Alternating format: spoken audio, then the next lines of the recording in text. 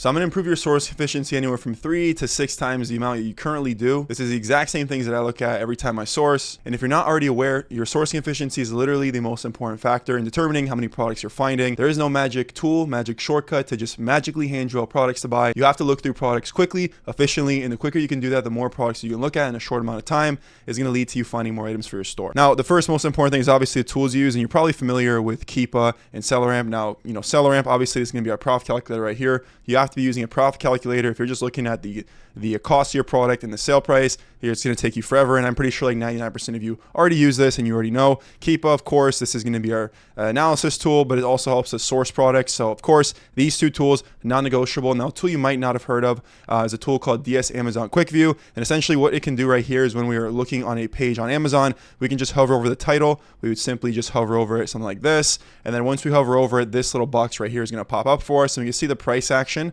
right? So here's the price action on this product. Looks like it trended down, back up. And here's the sales rank. It wasn't selling much here, probably because there was no one in stock or there was no buy box. And now it looks like as the price fell down a little bit, it looks like we're actually selling a bit quicker. So DS Amazon Quick View gives you a nice quick view of what's going on with the product. It's going to really help with your efficiency when you're looking through products to potentially bring on your store. So the next most important thing for sourcing efficiency is actually your context clues. So what I mean by this is, let's say we find this item right here, this Rhode lip tint. Okay, it's in the rose taupe colorway, and it looks like right here we're paying $18 for. So if we're paying $18 for this color, then you already know we're paying $18 for the other colors in the exact same product right here.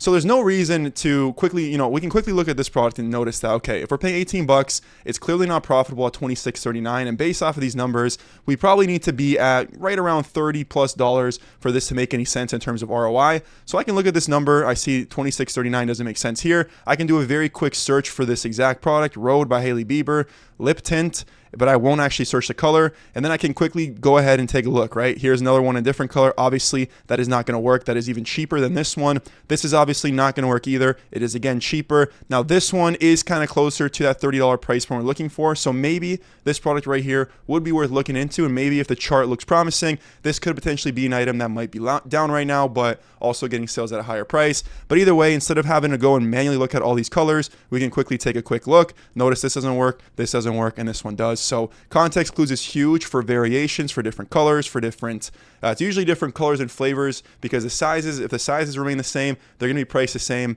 pretty much always. So find the cheapest price, take that price, include it for all the other colors and the other scents and flavors, whatever, and that's going to help you really, really speed up your sourcing rather than opening up every single one of these individually. So this is literally super, super important when you're sourcing. And real quick, while I have you here, if you're struggling with your Amazon business, you've been doing this for a little bit and you can't seem to crack the code and just really break through, you want me to step into your business with you and help you on a one-to-one level, actually implement all these sourcing strategies, look over all your work to make sure you're not making any bad buys, literally implement the exact sustainable model I talk about on my channel so much, the one that I've done myself and I've helped so many others implement by now, like Melissa, who's doing 40K, Edson, who's doing 40K, Jesse, who's doing 80K, Will, who's crossed over $100,000 a month, Rich, who in his first month did $10,000 in sales, Damien cranking 50K months on top of his private label brand. The list can go on, and you can check my Instagram highlights out to see more proof. There's a link down below. You can book in a call and I'll run you through exactly what that looks like. Now, the next important thing is comparing your offers to monthly sold. So if we take this item right here, it looks like it sells about 100 times a month. It also looks like it has 41 offers on here. Don't even, this is a big red flag here anyways, and no buy box, but just pretend that's not even there.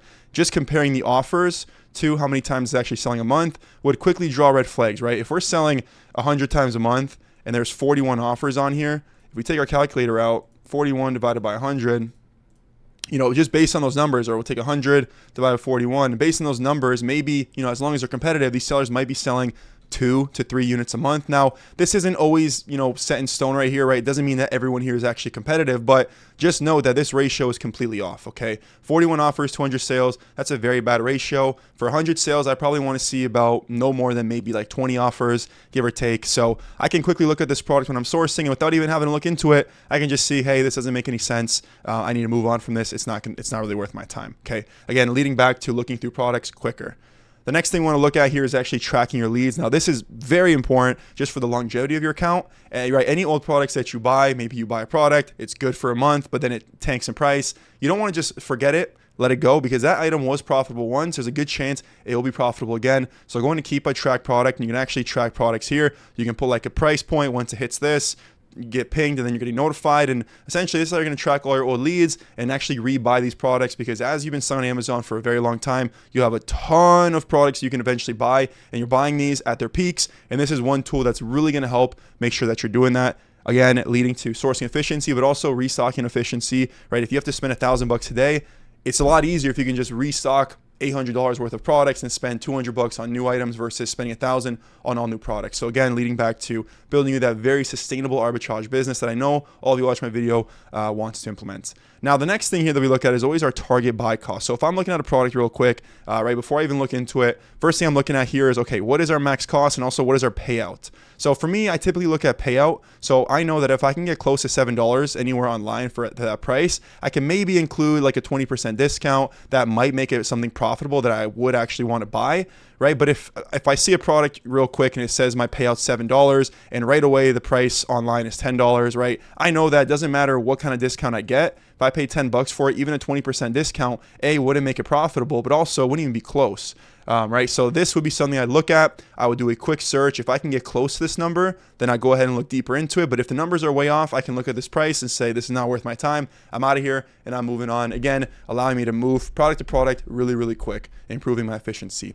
Now, another big mistake people make is actually early analysis in their products. What they'll do is they'll find a product, they don't even know it's profitable yet, but they're going to look at the chart and be like, yeah, this looks very arbitrageable, right? This looks really good here. Offer is up, offer is down, offer is down. All right, this is what we want to see in a chart. This is a very healthy arbitrage chart right here, but they're doing a deep dive analysis that can take, depending on your experience, for a new seller, it might take you 20 minutes to properly analyze this, and they don't even know if it's profitable yet.